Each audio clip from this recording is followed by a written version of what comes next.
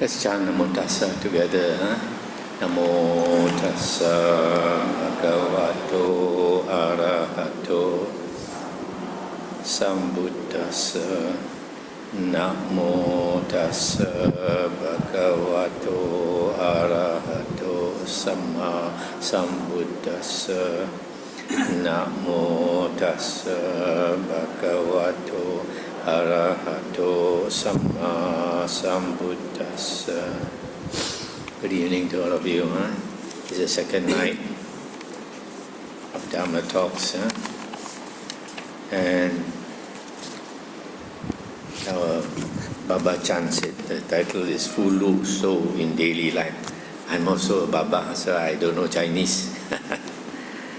I know it is prosperity, status and longevity. The title in daily life.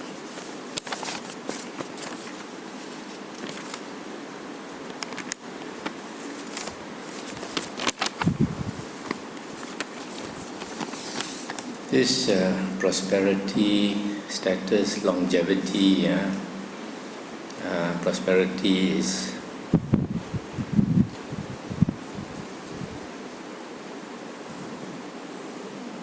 Fu, I put here Fu. Hokkien is Hok,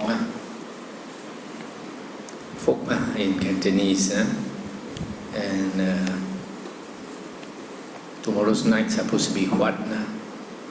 It's also the same, prosperity. So that's why tomorrow the subject is almost the same as tonight. So I've changed the topic for tomorrow to why choosing development is so important, bhavana. Okay, so tonight we are talking about good luck. Everybody wants good luck, but we know the law of karma vipaka governs our life. So good luck doesn't come easy. As I like to say, good things are not cheap, cheap things are not good. So we have to work for everything we want. The Buddha said, whatever we want, prayers will not get us what we want. Vows will not get us what we want. Crying for it also, you will not get what you want. The Buddha said, if you can get what you want, why is there so much suffering in the world? Hell beings are crying every day. They are being cut, they are being burned and all that. Who is helping them? Nobody is helping them. Ghosts are crying every night. They go hungry, walking along the streets at night, nothing to eat. Have to eat dead frog, dead chicken, carcass of a dog, carcass of a buffalo. And when there's nothing to eat, they have to go to the toilet.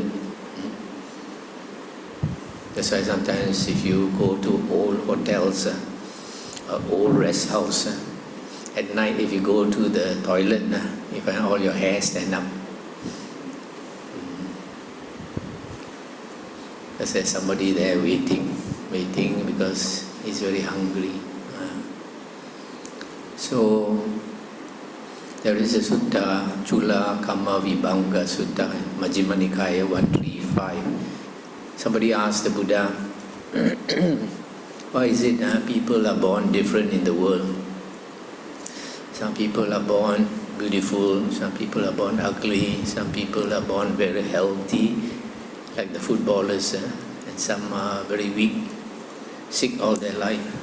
Some people are born intelligent, some people are born stupid, even what they call it, Down syndrome. Some people have a happy life, some people don't have a happy life. Some people have a very smooth life. Everything they want, they can get. Some people have a lot of karmic obstructions. Some people die young, some people die old. So he asked the Buddha, why is it? So the Buddha said, it is karma that determines our life. So the Buddha said, if you want prosperity, you have to be generous. You have to practice charity. If you help those who need help, next time when you need help, you get it easily. Those people who have status or famous, the Buddha said they are big-hearted. They are not jealous of other people's gains. Those people who have long life is because they don't kill. So karma, there are many accounts. So there are some people, for example, rich, so they like to go hunting. They buy guns to go and shoot wild boar. They enjoy shooting. Then one day, maybe because of that killing karma, they have cancer. And they think, oh, now I have cancer, I must do a lot of good.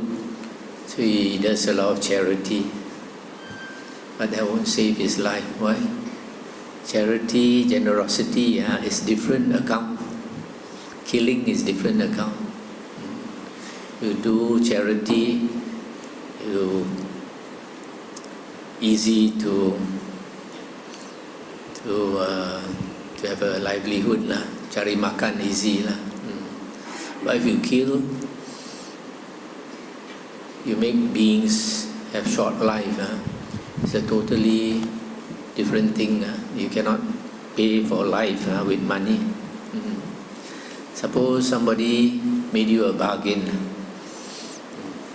I will give you all the money in the world.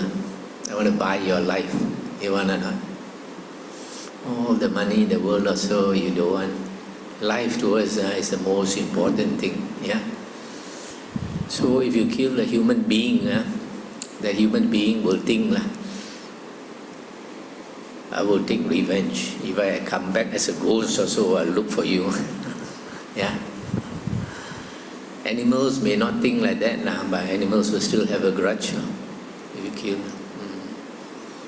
So, in fact, killing is one of the heaviest karma.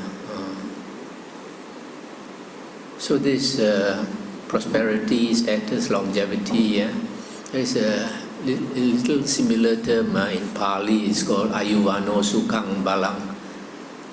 Ayu is long life, Vano is beautiful, Sukhang is happy, Balang is strength. So in the Anguttara Nikaya 4.57 and 4.58, the Buddha went to a lay person's house for a meal.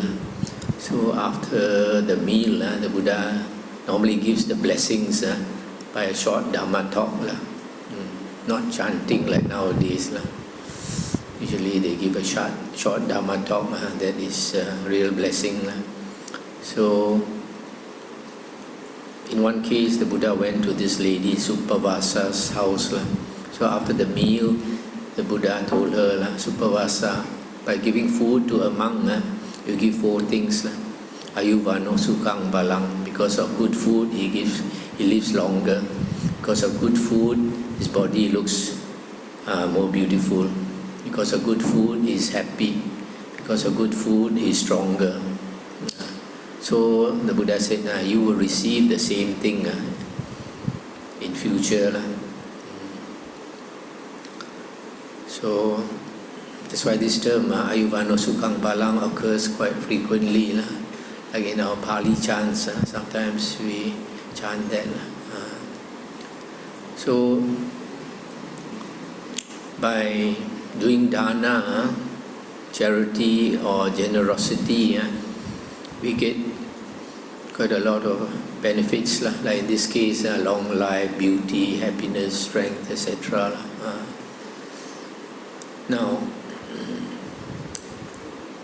if you give to a person and that person is virtuous, the merit that you get is more than you give to a person who is immoral, who does not keep his precept. For example, you give to a monk, the merit would be more than you give to a drug addict. for example.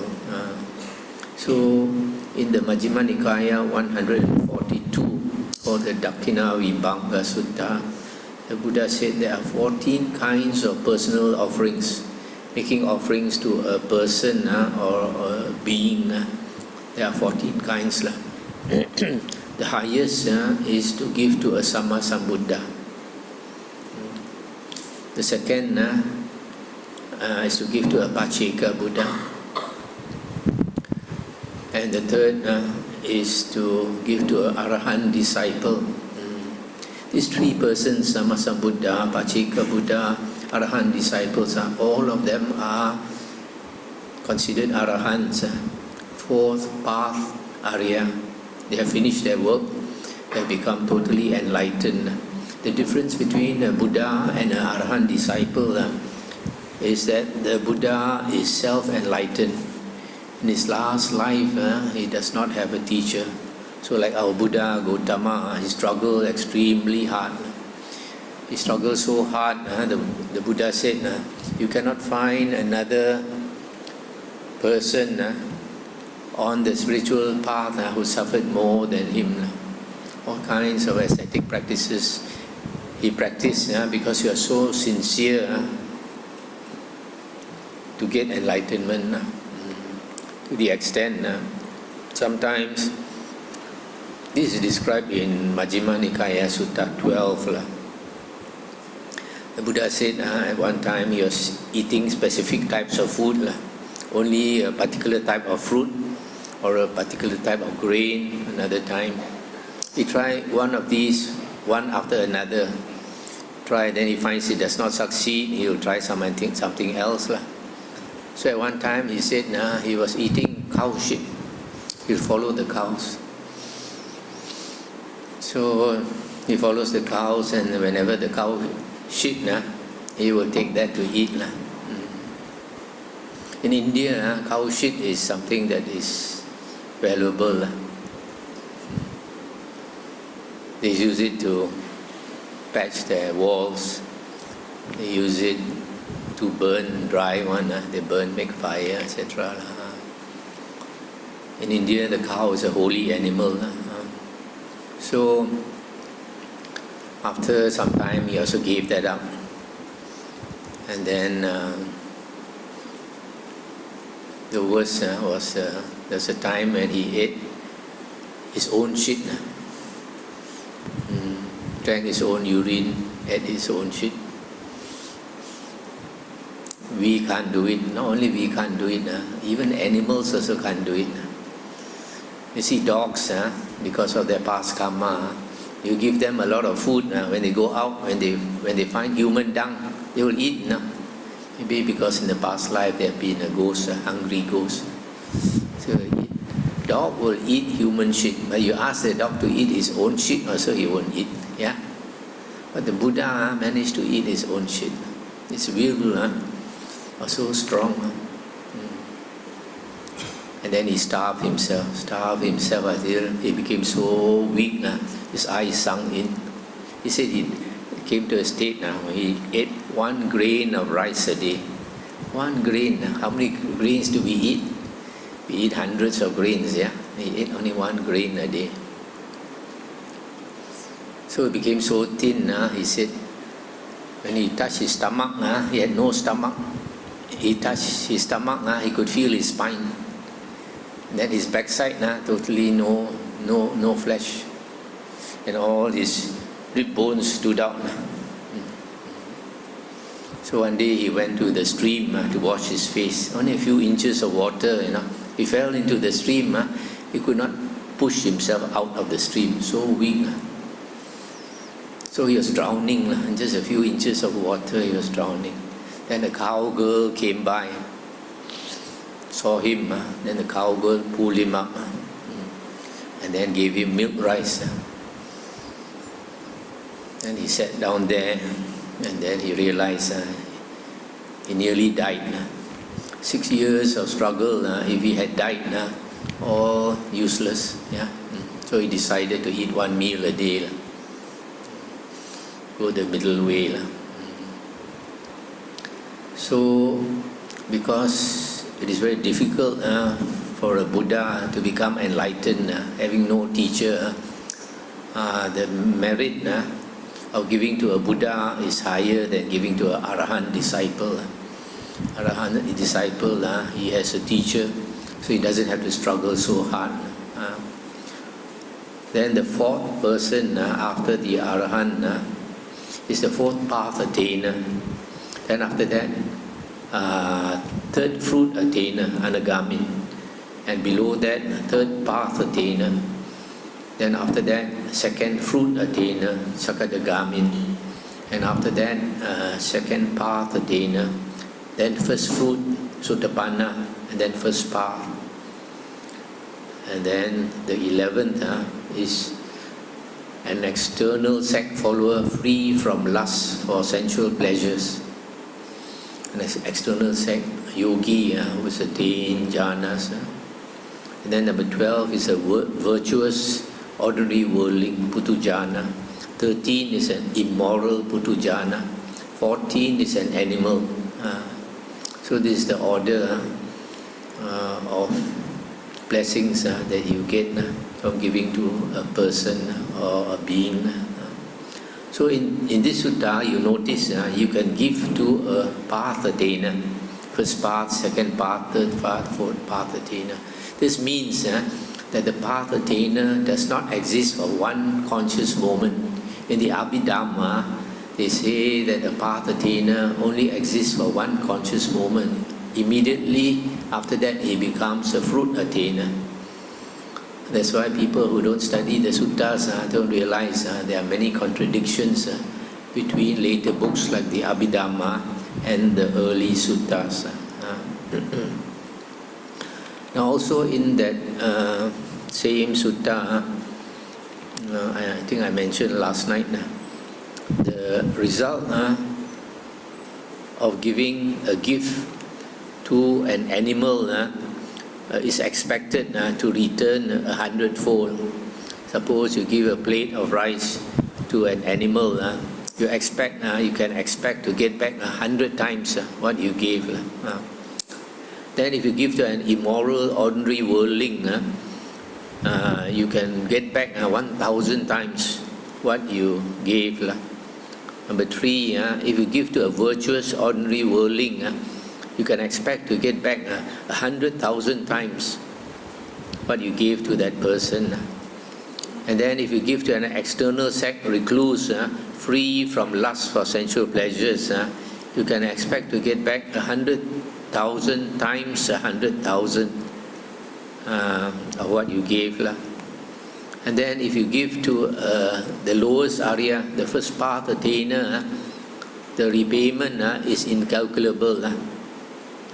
Boundless merit if you give to an Arya. But if you give to 100 first path attainers, the blessings is not as great as giving to one first fruit attainer, Sotapanna. And you give to 100 first fruit attainer, the merit cannot compare to giving to one second path attainer. Similarly, 100 second path attainers cannot compare to one second fruit. 100 second fruit cannot compare to one third path. 100 third path cannot compare to one third fruit. 100 third fruit cannot compare to one fourth path. 100 fourth path cannot compare to one fourth fruit. And one fourth fruit is either the Arahant disciple or Pacheka Buddha or Sammasambuddha. Now in the Kuttadanta Sutta, which is in the Digha Nikaya, Sutta number 5, it's also said about praying to Devas.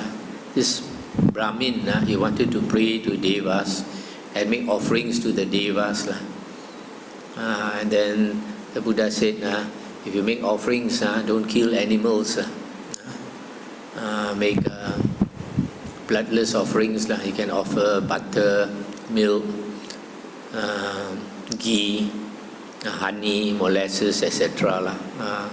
That is more meritorious than killing animals to offer. Then the man asks, is there a higher giving? The Buddha said, yes. Higher than giving than to heaven is to give regularly to virtuous ascetics. In Buddhist countries like Thailand, every day you find monks walking on the road, Pindapata. So if regularly you give to these monks, the merit is much higher than giving to heaven, praying to the devas. And then higher than giving to virtuous ascetics is to provide a dwelling for the Sangha. If you provide a dwelling for the Sangha or build a monastery for the Sangha, you are perpetuating the Sangha. And if the Sangha continues, then the Dhamma will still be around, because it is the Sangha that upholds the Dhamma, that teaches the Dhamma. So the highest material giving is to build a dwelling for the Sangha, either one dwelling or more. But higher merit than that is to take refuge in the Buddha, Dhamma and Sangha. And higher than that is to uphold the 5 precepts, because, in other words, become a lay Buddhist. And higher merit than that is to go forth into the homeless life and practice charana. Charana is practice or conduct of a monastic, meaning keeping your sila, practicing contentment, having few wants, and then guarding the 6 sense doors, be moderate in eating, Jagaraya no yoga, devoted to wakefulness, not to sleep so much, practice seclusion, and then meditate and attain the jhanas. This is charana. Then higher than charana, the practice or conduct of a monk or nun is to attain the higher knowledges, abhinya. There are 6 higher knowledges, 5 of these are psychic powers.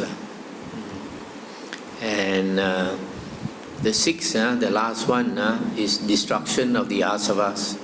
Destruction of the asavas means attainment of enlightenment, attainment of arahanthood. Asavas are uncontrolled mental flows. Our mind is flowing all the time. Consciousness is flowing all the time. And this flow is very strong. It is so strong that when you are not doing anything, you start to think, you start to daydream, you start to fantasize. Think about this, think about that. And then when you want to go to sleep, you have to turn off this thinking. If you cannot turn off this thinking, at night you find you cannot go to sleep. For example, somebody says something nasty to you and you get so angry. And you keep thinking of it all the time. When you go to sleep, you can't sleep because you are thinking of it. So you have to turn off this computer before you can sleep.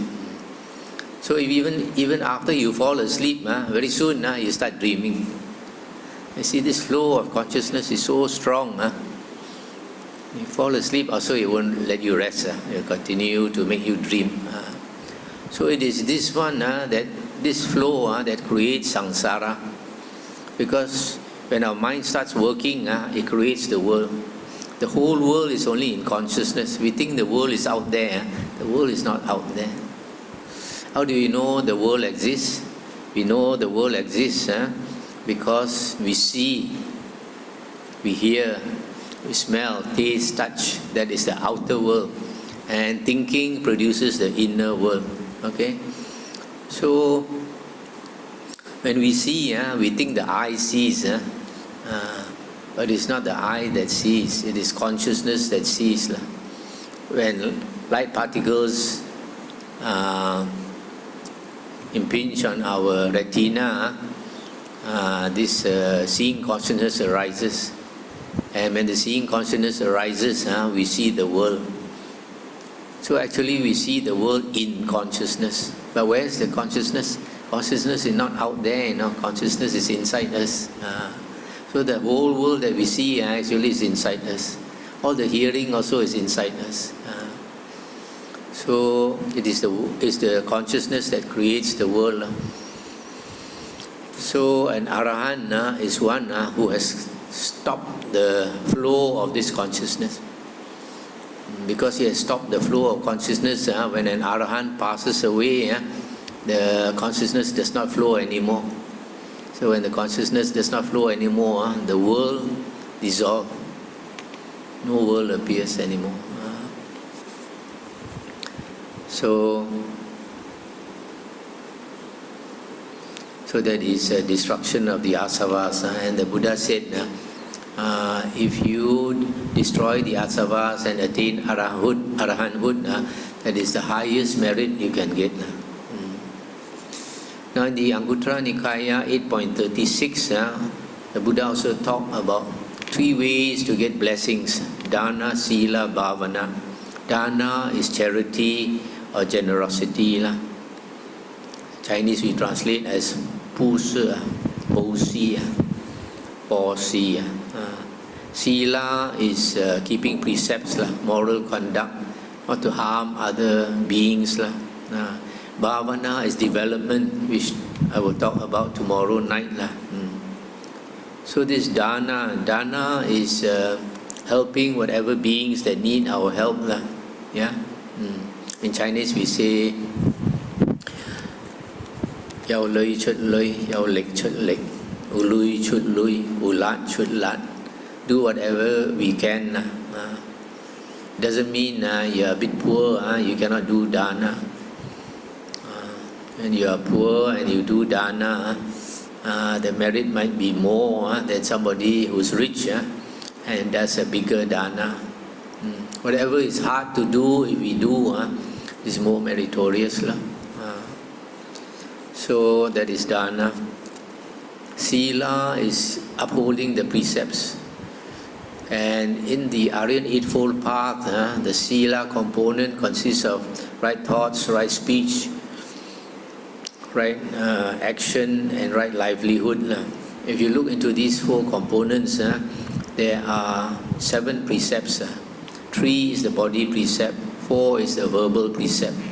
The body precept is not to kill, not to steal, not to engage in sexual misconduct. And the verbal one is not to lie or cheat people, not to carry tales to cause. If you hear A talking bad about B, if you tell B what A said, you cause the 2 of them to quarrel, to fight. So the precept is not to carry tales to cause people to quarrel and fight. The 3rd verbal precept is not to engage in coarse or vulgar speech. The 4th is not to engage in idle gossip, cakap banyak. So these are the 7 precepts that are called the Aryan precepts. So these 7 precepts are the most important. The Buddha added the liquor precept later. Originally, the Buddha did not make this liquor precept. That's only because a monk was given too much liquor to drink until he became intoxicated. So this dana and sila, we have to practice because it is the very basic qualities that we need to be humane, to be a human being. If you want to come back in your next life as a human being, at the least you must do these 2. So these 2 are considered worldly blessings. In the sutta, the Buddha said, if you do dana and sila very little, it is probable you come back in your next life as a human being, but no luck. No luck. You have a harder life. If you practice dana and sila to a medium degree, the Buddha said you will probably come back as a human being with a lot of luck. And then if you practice dana and sila to a high degree, the Buddha said you can expect to be reborn in the lower heavens. There are 6 heavens in the Kama Loka. Kama Loka is a sensual desire realm where you have male and female sensual desire. So there are 6 heavens there. You can be reborn there. So that's the result of practicing Dana and Sila. But the Buddha said if you don't practice at all Dana and Sila, you won't come back as a human being. You go into the woeful plains of rebirth. People who are selfish are likely to be reborn as a ghost. And then people who are violent, who harm others, are likely to be reborn as an animal or go to hell. So Dana and Sila is very basic meritorious deeds that we need to do. Tonight I won't talk about bhavana development because tomorrow only I'll talk about it. Now in addition to these few suttas I've mentioned, there are other suttas where the Buddha said can give us a lot of blessings. One popular sutta is the Mangala Sutta. Discourse on the highest blessings. Ji Xiang Jing, they call it.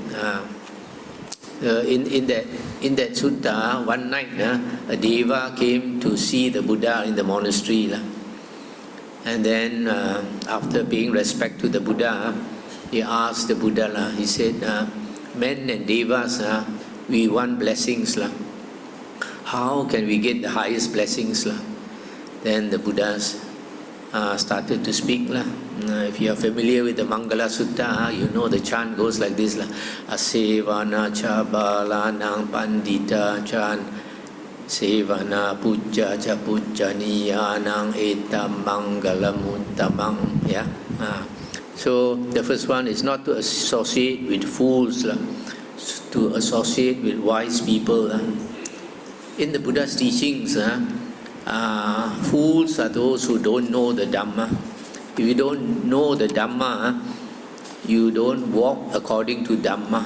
You don't conduct yourself according to Dhamma. So you don't keep the precepts. You are selfish, you are not generous, etc. And because of that, people who don't know the Dhamma, most of them will end up in the 3 woeful plains. So those are foolish people. If you associate with foolish people, you will also do like they do. Some people want to enjoy life all the time. They think they are born to enjoy life and they have a right to enjoy life. So they enjoy life, use up all the blessings. The more you enjoy life, the faster you use up your blessings, Blessings are not easy to come by, so don't enjoy too much. Because by the time when a person dies, you have to see how much blessings you have. We are born as a human being because we brought with us a certain amount of blessings. And by the time if you go off, when you are dying, if you have more blessings, you are a smart person.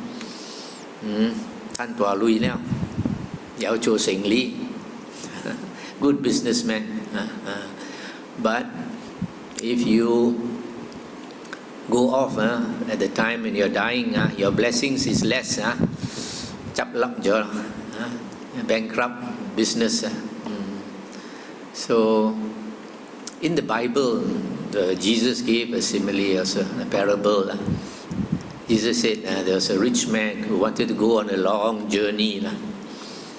So he called his servants and gave each of them a certain amount of money. 3 or 4 servants of the servants. He said he used the money well. Then he went on a long business trip. In those days, to do business, they take the caravan, they buy goods in one place, they take to another place to sell. And then there they buy some more goods and go another place to sell. So it might be months before he comes back. So after the long journey, he came back. I called the servants. He asked them how much money they have left. So one servant, he used up a lot of the money. Then that that man was not happy. The boss was not happy. He's a foolish man. Then another man, he dare not use the money. So happily, he returned to the boss the same amount of money. And the boss also not happy with him. But another man came with a lot of money, and that man was happy. So what does this mean? It means we come into a life with a certain amount of blessings. When we leave, if we leave with less blessings than when we came, we did not live a fruitful life. But if you, on your deathbed, you have a lot of blessings, and you are a smart person. So this is the parable. So we need to choose our friends. The Buddha said, associate with wise people, those who practice the spiritual path. Then you will follow their ways. Then another one, the Buddha said, venerate those who are worthy of veneration. Some people are very proud. They look down on people. They look down on old people. Old people are worthy of veneration. Monks and nuns are worthy of veneration, provided they keep the sila. And then living in a suitable place. Living in a suitable place is like living in a place where there is the Sangha, where you can practice the Dhamma, where you can hear the Dhamma, where you can keep the 8 precepts, etc. Where you can make offerings to the Sangha. If you go to a place where there is no Dhamma, it's not a suitable place. And then to have done merit in the past, that is also, if you have blessings from the past life, then your life now will be very smooth. Not much karmic obstructions. And then with oneself rightly guided. Rightly guided by what? Rightly guided by the Dhamma. So it's very important to listen to the suttas every day. We listen to the suttas every day. We remember how to live our life according to the Dhamma. It's just like somebody who wants to be a kung fu fighter, but he trains only once a week or once in 2 weeks. When the robber comes into the house, he gets all excited, don't know how to use his kung fu. But if he trains every day, then when the robber comes, he knows how to use his kung fu. So the same way, we have to learn the Dhamma every day.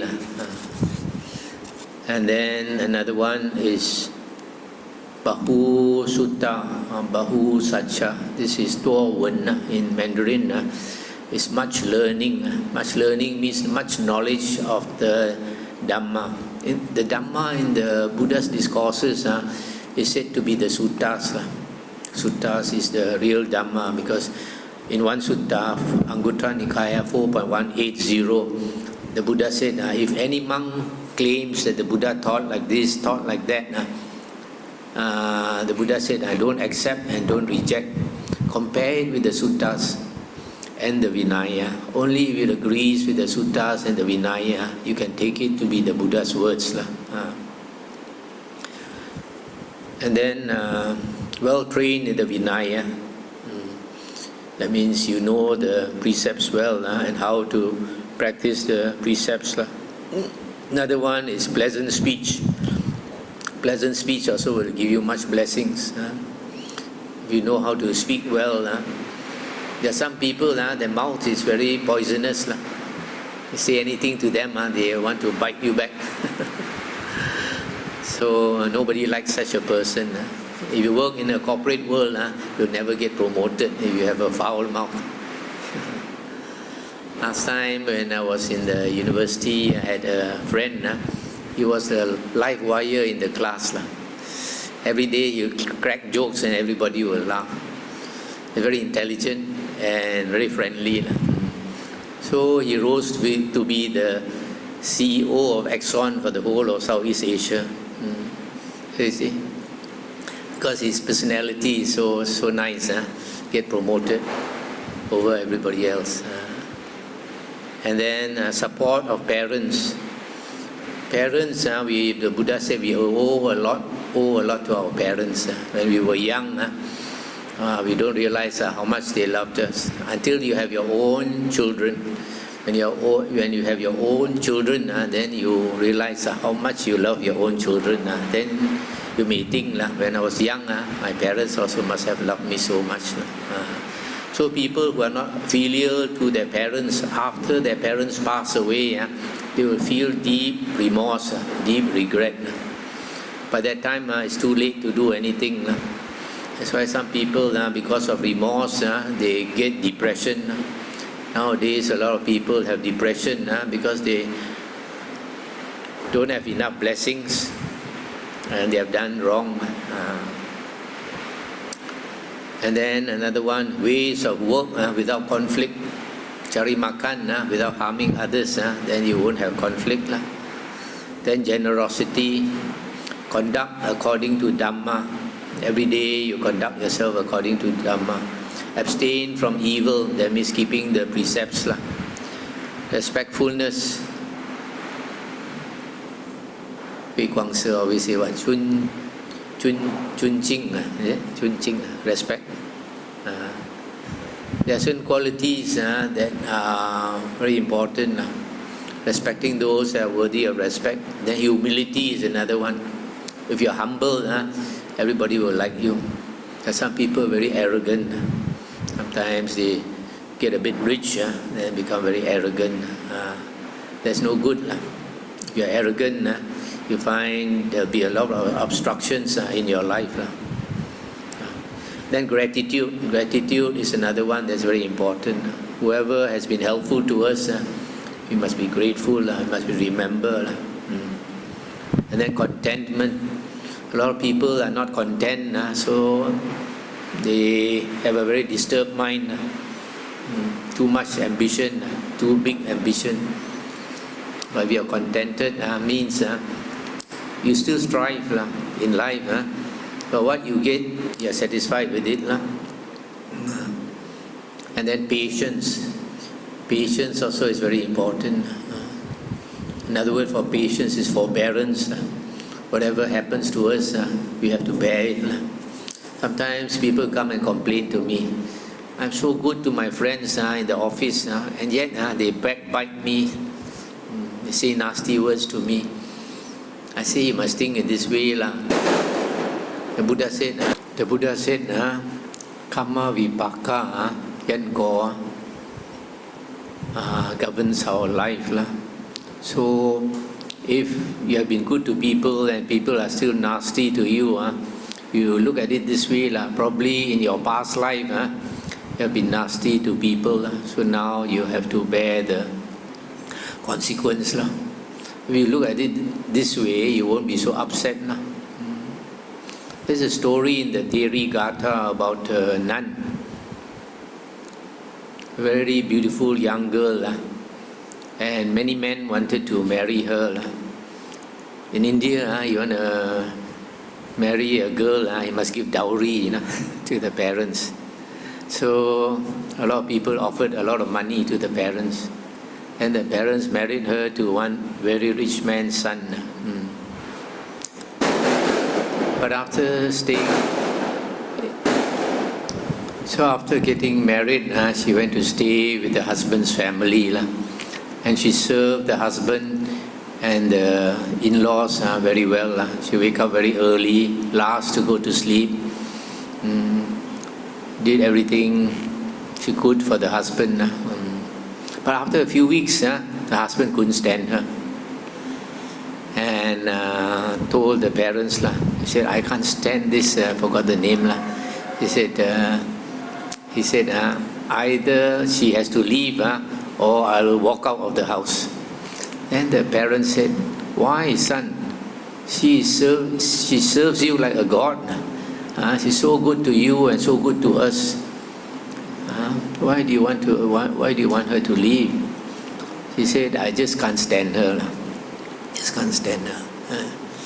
So the parents, even though tried to persuade the young man, could not persuade the young man. So with a heavy heart, they brought this girl back to her house and told the girl's parents, "We are very, very sorry.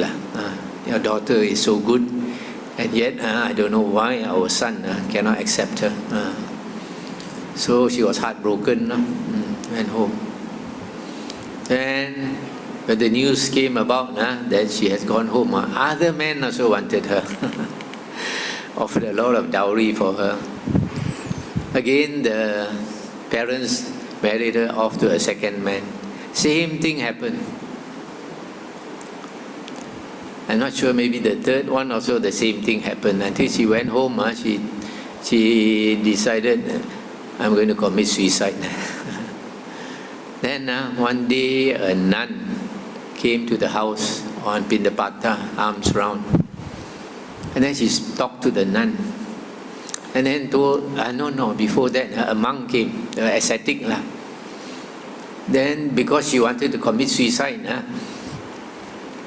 the parents didn't want her to commit suicide. So the parents asked the ascetic to marry her. She said, "We'll give my daughter to you, no need dowry." So he saw the girl so beautiful, he took off his robe and married her, stayed in the house. After a few weeks also, the same thing happened. Took back his robes and walked away. So the girl was really heartbroken. And then after that, a nun came on arms round. So she asked the nun to accept her as a disciple. She said, otherwise she's going to commit suicide. So the nun accepted her. So she renounced, became a nun, became a bhikkhuni. And because of the sorrow in her, she practiced very hard. Practiced so hard until she became an arahant. After she became an arahant, one day she was sitting with her friend, another nun, having their meal. So they were having a bit of a simbang a bit.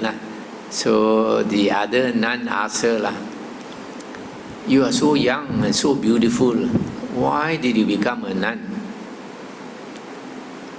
And then after she became arahant, she looked into her past life, and then she realized what happened. Then she told the nun what happened to her in this life. And then she said she looked into her past. Then she found long time ago she was a man, and in that life he committed adultery with other people's wives quite often. As a result, he went to hell. Then after that came back, was reborn as an animal many times. And in those many times when he was born as an animal, he was castrated many times. In those days, castration very painful, So after that, eventually was reborn as a human being again, a girl, born into a village girl. So one day, the bandits came, attacked the village. Then they stole things, and then they carried off this young girl. And then the robber's son took a liking to this girl. Actually, he already got wives. In those days, they can have many wives as they want. So he already had, I don't know how many wives. Then he took this girl to be another wife. And this girl became very jealous of the other wives. So said a lot of nasty things about the first wife. Poisoned people's minds about the first wife. Then after that life, she was reborn as this nun, this girl, because of making people hate the other lady, the first wife. That's why in this life, for no good reason, every time she get married, the men hate her. So you see, this karma vipaka follows us life after life sometimes. So that's why certain things We think it's not logical. We are so nice to people, but people not nice to us. A lot to do with the past life. So we have to accept. So this is patience or forbearance. And then meekness. In the Bible it is said, blessed are the meek, for they shall enter the kingdom of God, or something like that. Being meek is not being fierce, not being ngạo chinh, gu khẽ. So being a gentle person, si man, su bun. And then another way to get high blessings is discussion of Dhamma. When we learn Dhamma, it's good if you are not sure to discuss with people who know a bit.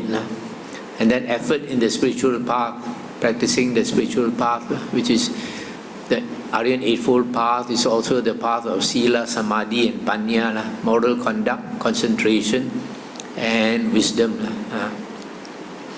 And then there's another sutta called the Parabhava Sutta, which talks about the downfall of a person.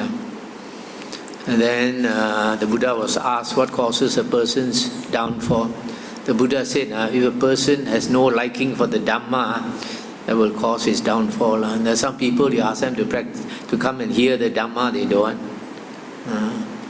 One day, when they're reborn in the woeful plains, and they will regret. Another one is being lazy. The Buddha said, there's one thing that benefits this life and the future life, diligence. You put forth effort, you can get what you want, this life or the next life. And then another cause for downfall is to neglect your family duties. Everyone have family duties. Sometimes small, sometimes great. We have to repay. And then being selfish is another cause for downfall. Being arrogant and look down on others is another cause for downfall. And then to squander one's wealth by womanizing, drinking, gambling, etc. is another cause for downfall. And then another cause for downfall is an old fool who takes a young wife. Old man takes a young wife, every night cannot sleep because the young wife talked to another young man. And then being over ambitious is also a cause for downfall. And then putting in authority someone without moral conduct. Suppose you have a business, you appoint a manager who has no moral conduct, he will swindle you. So these are all the different ways of getting blessings that will help you in many ways in life. So I shall end here. You can ask any question you like.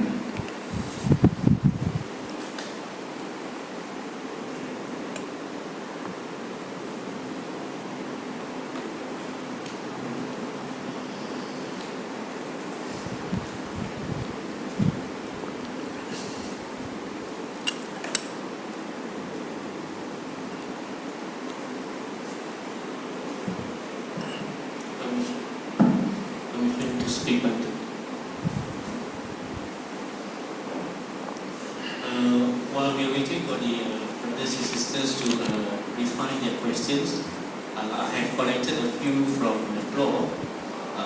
May I just share the first question by Brother Kimsey?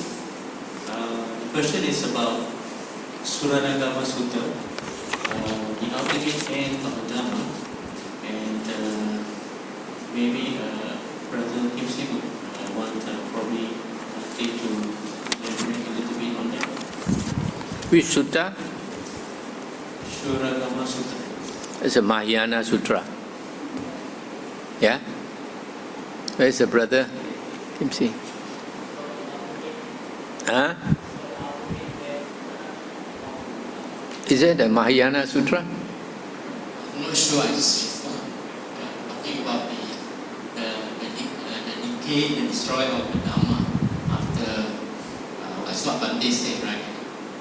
The Dhamma will be destroyed by the monks.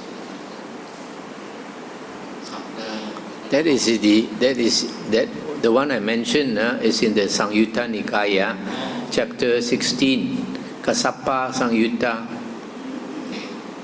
So I hope Bhante can elaborate further on that. Oh, in that sutta, the Buddha said that the Dhamma will not disappear as long as fake Dhamma has not arisen in the world. But when fake Dhamma arises in the world, then the true Dhamma will slowly disappear. So the Buddha said, it is these foolish people here who cause the fake Dhamma to arise. Foolish people here, the Buddha is referring to the Sangha, because the Buddha was talking to all the monks. So it is the monks, later monks, who create this fake Dhamma by writing all these later books. So the Buddha said that we have to be careful, we have to preserve the true Dhamma. So in the suttas, as I mentioned, Anguttara Nikaya 4.180, the Buddha said that in several suttas, the Buddha said his teachings is called the Dhamma Vinaya. In the Buddha's time, there was no Tripitaka. Tripitaka was coined later.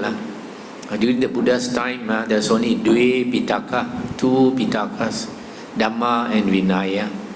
And in the Anguttara Nikaya 4.180, the Buddha said that whatever a monk says, he must compare it with the suttas and the Vinaya. That means Dhamma Vinaya is Sutta Vinaya. So Dhamma only refers to the suttas.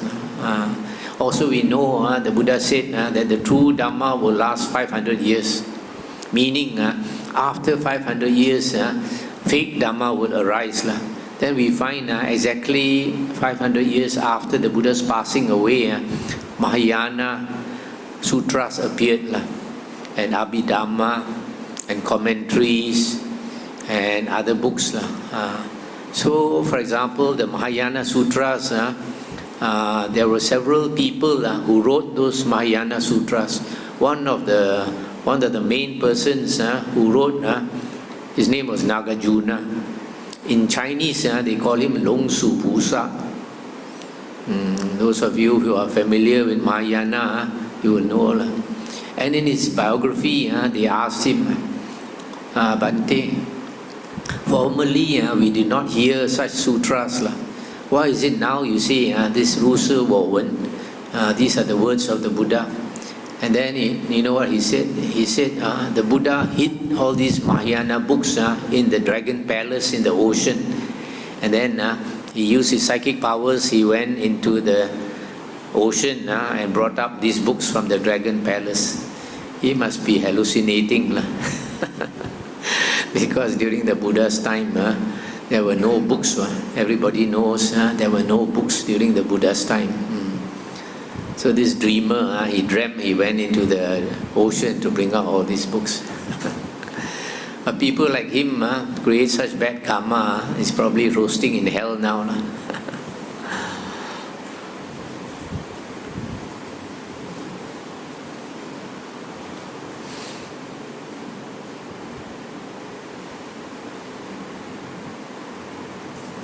Any other questions from the floor?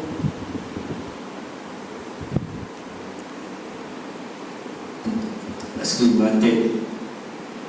This Sakyamuni and Abhidhamma, are they the same? Is the North Pole and the South Pole the same?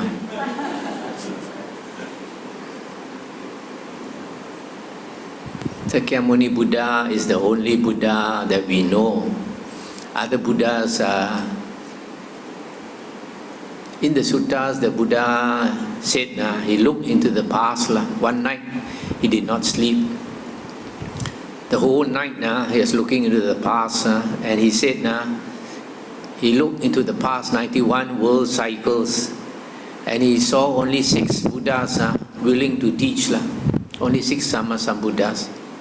But there is a sutta, the Isigili Sutta in the Majjhima Nikaya, where the Buddha said, at one time outside Rajagaha, on the hill called Isigili, there were 500 Pacheka Buddhas. So you can find Pacheka Buddhas, hundreds and hundreds at one time, but Sammasambuddha you cannot find.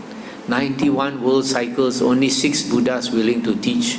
So most of the Buddhas are not willing to teach. Even our Buddha Gautama, after he was enlightened, he decided not to teach, because he saw we are led by greed, hatred and delusion, and the holy path is going upstream, going against your natural tendencies of greed, hatred and delusion. Very few people want to practice that now. Very few people want to listen to the true Dhamma, because our true Dhamma is a DIY religion. Do it yourself. Nobody can help you. So our Buddha decided, Gautama decided not to teach. But then one of the Mahabrahma came, I think Brahma Sahampati, came and pleaded with our Buddha. This Brahma Sahampati used to be a monk in the previous Buddha's time. So when he saw a Buddha, he pleaded with our Buddha to teach. I say, it's true, most people won't be interested. You see, Malacca, so many people, but in Malacca town, so many people, so few of you want to come and listen to Dhamma talk. Yeah, people prefer to watch TV.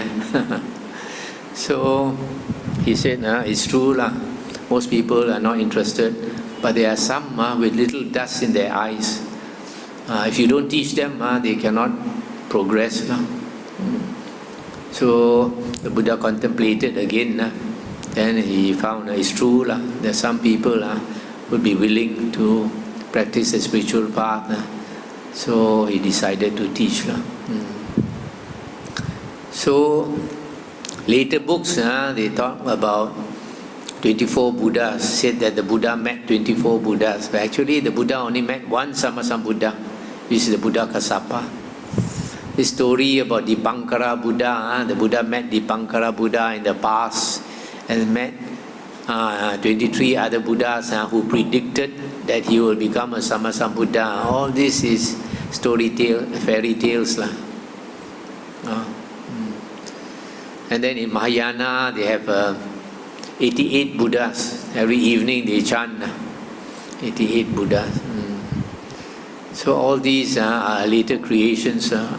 Amitabha Buddha is supposed to be the Persian sun god. The Persian sun god. The sun, every day the sun sets where? In the west, isn't it? So they say Amitabha resides in the west. Xifang, Jila Sechie. Yeah. And then in Chinese, they say Amitofo is Wu Liang Guang, Wu Liang Shou, limitless light and limitless life. That is a characteristic of the sun.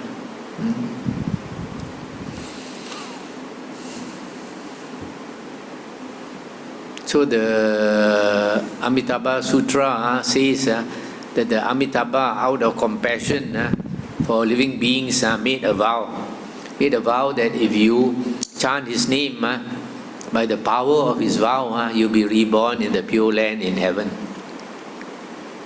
But then in our Theravada Suttas, the Buddha said, what you want, you pray, you will never get. You make a vow, you won't get. You cry for it, also you won't get. You have to work for it and work the right way. So the Buddha gave examples. The Buddha said, suppose a person wanted oil. So this smart person, he took sesame seeds, and then he ground the sesame seeds, and then he gets oil. Somebody from far, his eyesight not very good. He thought he wanted to do the same thing. He takes sand and he grinds the sand. When he cannot get, he prays to Kuan Yin. When he cannot get, he makes a vow to Amitabha, can get or not? Cannot get, because you are doing the wrong thing. If you do the right thing, you don't have to pray, you don't have to make vow, you don't have to ask anybody for it. Just do the right thing and you'll get. So another example the Buddha gave is a person wanted butter. So he took milk and he stirred the milk. Keep stirring the milk. After some time, the milk becomes butter. Yeah, you don't have to pray, you don't have to make vow, anything. But another foolish fellow, he wants butter, he takes water and churns the water, keep churning the water. 100 years or so will never get. Yeah, but you're not doing the right thing. So that's why the Buddha said, prayers will not get you what you want. Vows will not get you what you want.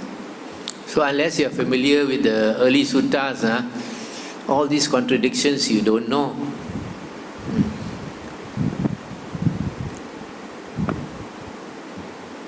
Okay.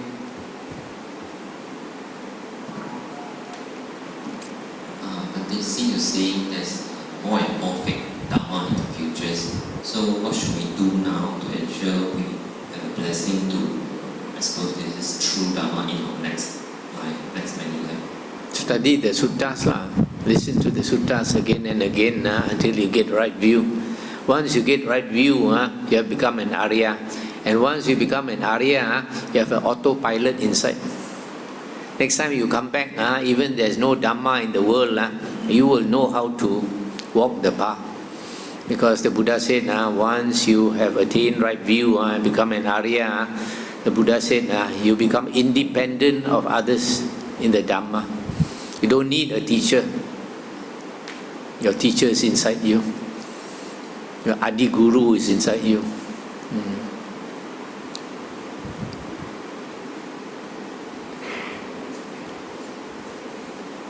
Bhante, another question from our member. Moving from the question that our brother just asked, and also referring to yesterday's talk about jhana. And the question is jhana for layman is almost impossible because it is related closely to the Eightfold Path.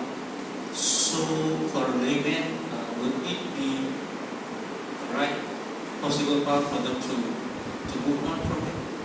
What?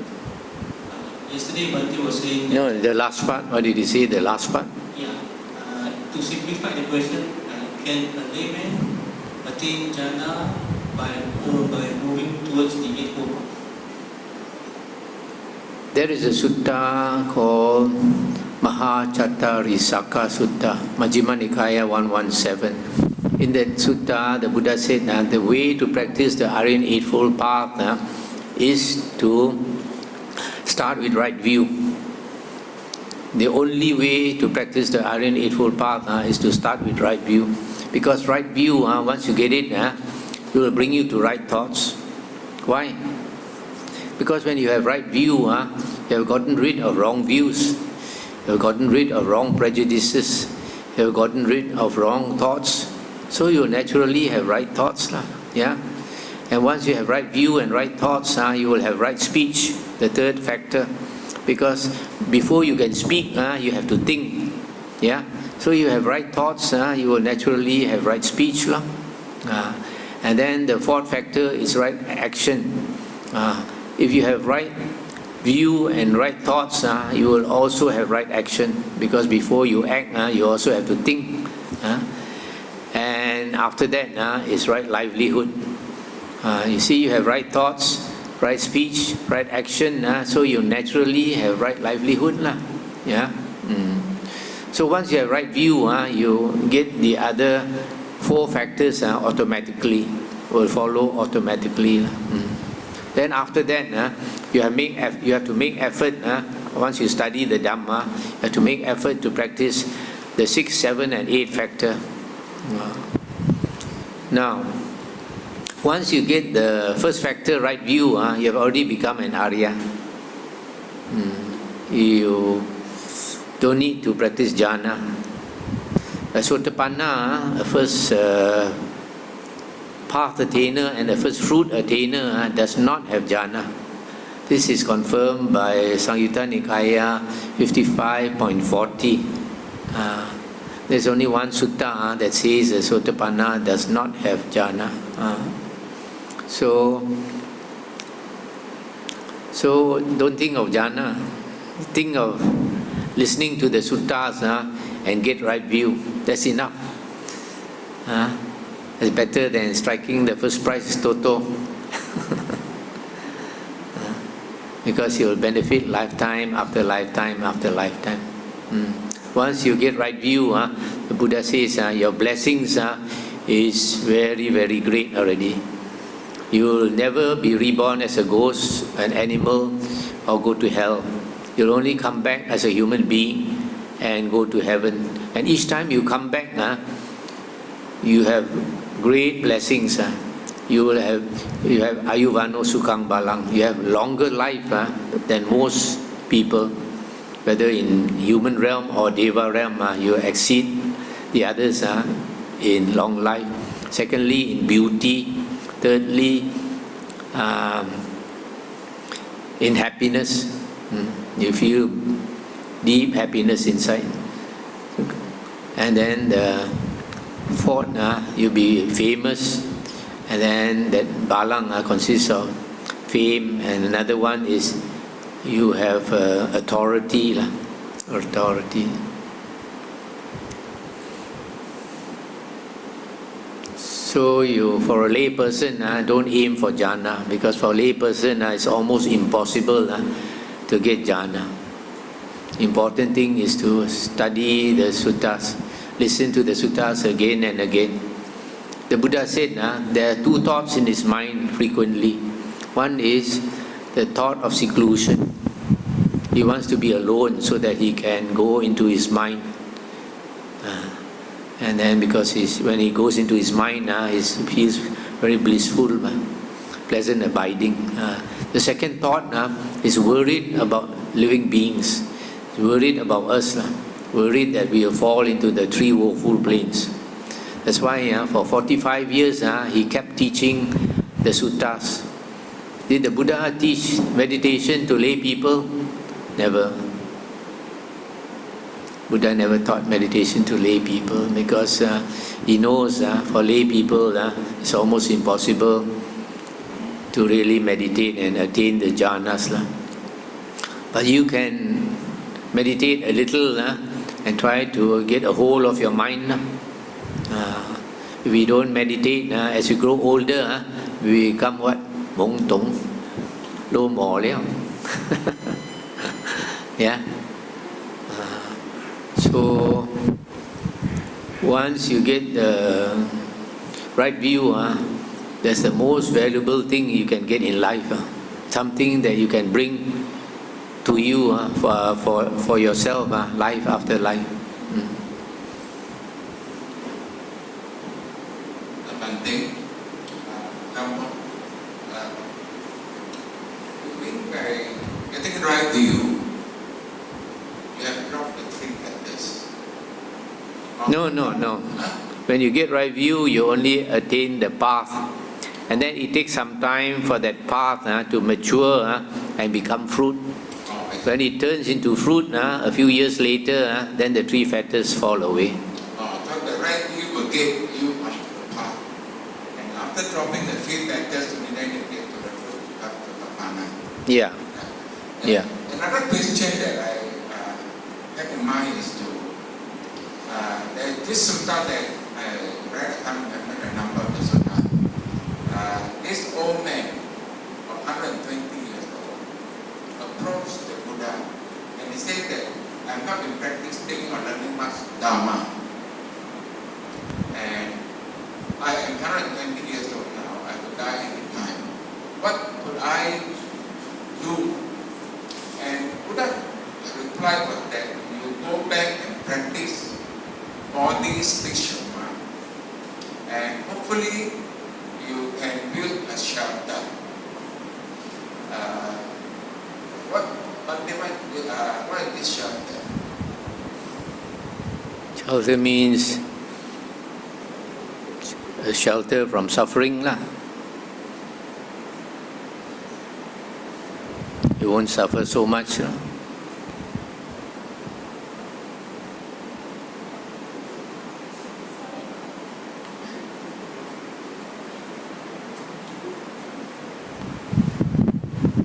Just now I said about lay people getting right view, and also that the Buddha spent all the 45 years teaching the Dhamma. So the Buddha calls all the Buddhists during his time Savaka, hearers or listeners. In Chinese we say Sen Wen, hearers. So only if you listen to the Buddha's words in the suttas, you are considered a Buddhist. If you don't listen to his words in the sutta, you are not considered a Buddhist.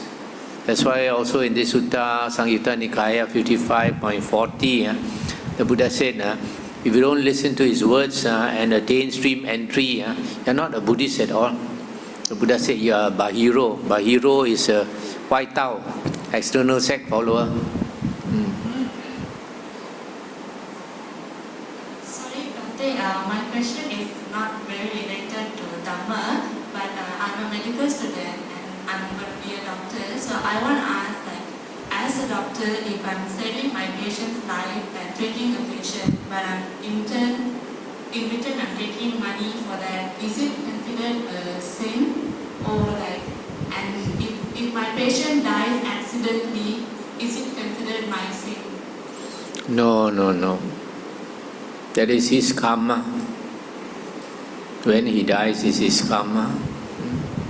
You are earning your living in a legal way, in a lawful way. What's wrong with that? Nothing wrong. Thank you.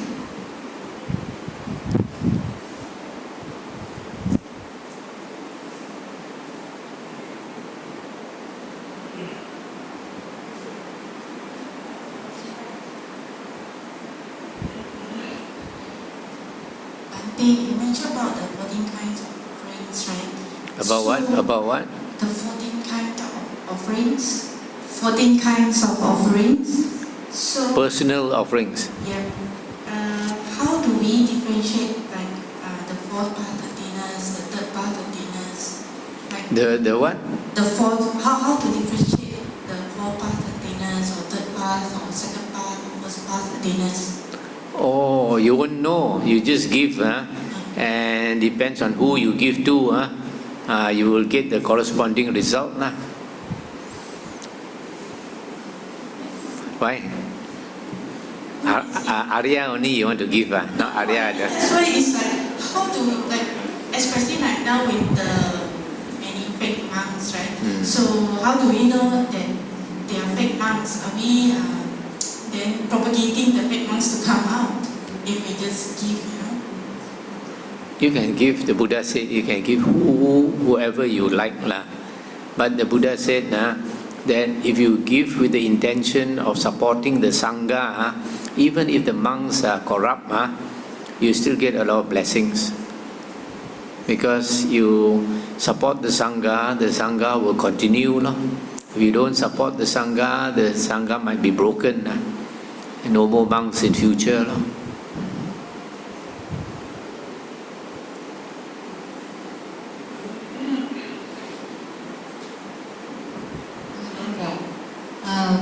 I'd like to ask advice from you.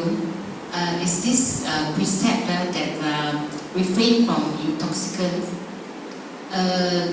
Because sometimes when we have celebrations, at home or with the friends, and we occasionally take a drink or two, would it considered very serious and breaking the precept? To me, no. There are some monks who say even if you take one drop, already broken the precept. But you must understand, originally the Buddha did not make this precept. In other words, originally the Buddha allowed people to drink. It was only after one of his monk disciples became drunk by drinking too much. Then only the Buddha made the precept. So sometimes, like you go for a dinner and everybody yam sing, and you don't yam sing, people not happy. So you just take a bit. But you must know your limit.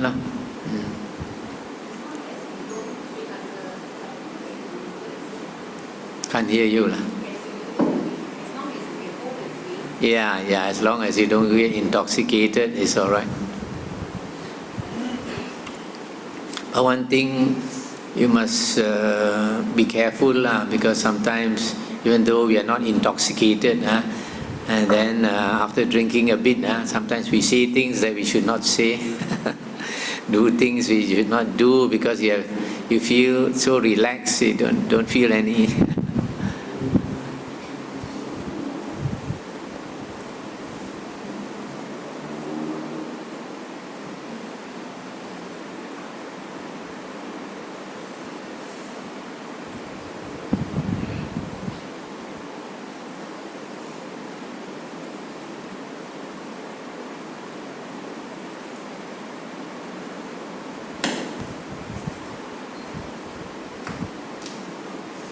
But one thing, liquor is not very good for the brain. When I was a young man, I also joined older men, go and drink. And then after that I noticed, hey, forget this, forget that, no. So I realized, just like when I was a young man, I smoked. Then I found out that my stamina went down by half. Then after that I gave up.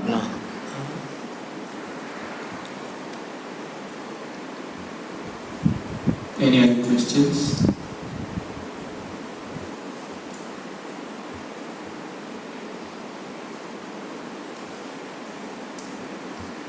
Bhante, maybe we can take 1 or 2 more questions. Any more written questions? Yeah, I have 2 more actually. One question says, it is said that the mind is the root of all evil and also goodness. So how can we direct our mind towards doing more goodness than evil? And in other words, how do we tame the mind? That's a good question. Dhammapada verse 1 and 2 says that mind is the forerunner of all states. Mind is chief. Mind made are they. If one acts with a pure mind, happiness follows one. Like the wheel follows the foot of the ox. If one acts with an impure mind, suffering follows one. Like the shadow that never leaves one side. So, if you have a pure mind, you will act in a wholesome way. Your actions will be wholesome. If you have an impure mind, your actions will be impure. Now what decides that you have a pure mind and an impure mind? Whether you have a wholesome mind or unwholesome mind, that is very important. If you have right view, then you will have a wholesome mind and you act with wholesome actions. If you have wrong view, you don't believe in karma vipaka, you have a lot of anger and hatred, then you will create unwholesome actions. That's why Dhamma is so important. Dhamma is the most important guide in life. Our parents also cannot teach us as much as the Dhamma. And the Dhamma benefits us this life and future lives. So the most valuable commodity in life is Dhamma. Dhamma is priceless. That's why the Buddha said, the gift of Dhamma is the greatest gift. There's nothing more valuable than giving Dhamma.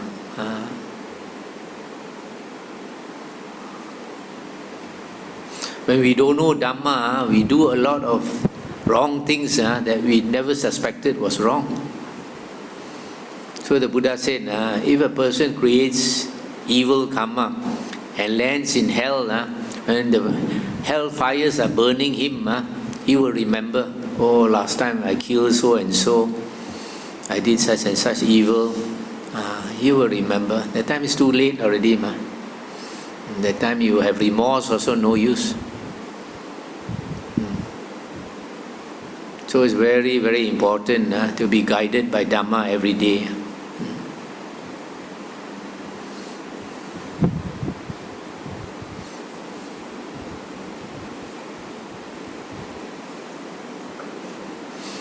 You see, our thoughts determine our actions, and our actions of body, speech and mind can become habitual, become our habits, and our habits become our character, and our character shapes your soul. We have a soul inside us that is shaped by our character. If you have a ngao ching character, gu khe, you have an animal inside you. If you are selfish, you have a ghost soul inside you. If you know the Dhamma and practice according to the Dhamma, you have a Deva or Devi inside you. That's why the moment we die, it is our character that brings us. That's why the Buddha said, if you want to be reborn in heaven, you have to change your character so that you have become a Deva or Devi in this very life. Even before your body dies, your soul has turned into a Deva or Devi. So the moment you leave the body, you will go to heaven. But unfortunately, most people don't listen to the Dhamma and they are selfish. And so, as they say, kikiku kikiki. Then when they pass away, this ghost will come out. And sometimes even before they pass away, 2 or 3 days before they pass away, the face has already changed into a ghost face. Yeah, see me? So the sutta says that the round of river samsara is without beginning and without an end. So I'm thinking, if a person has become fully enlightened, is it that this statement itself does not apply to that fully enlightened person? If a person becomes enlightened, then? It seems like this statement only applies to people who are not fully enlightened. Because if like an arhat, he has no more self. So for him, the terms like samsara, rebirth, has no beginning and no end, it seems like it doesn't apply to him anymore. Yes. Is this understanding? Because he's got out of samsara. Okay. Thank you.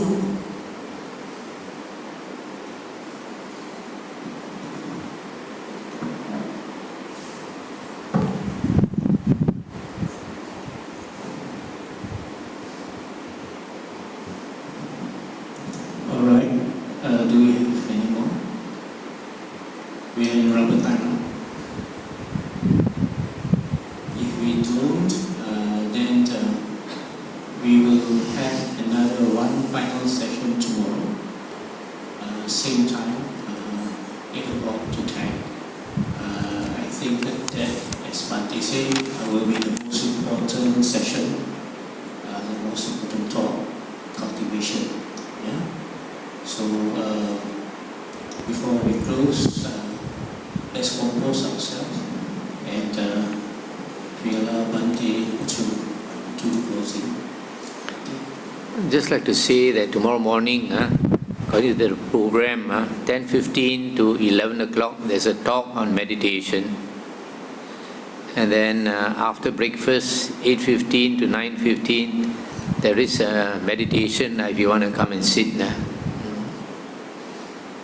Okay. Now we invite the Devas and Devis to rejoice with us.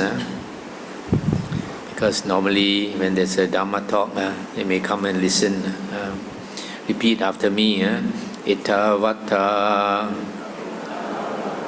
Cha'amhehi Sambatang Punya Sampadang Sabe Deva Sabe Bhutta Sabe Satta Hanumodantu Sabba Sampati Siddhya Sadhu Sadhu Sadhu.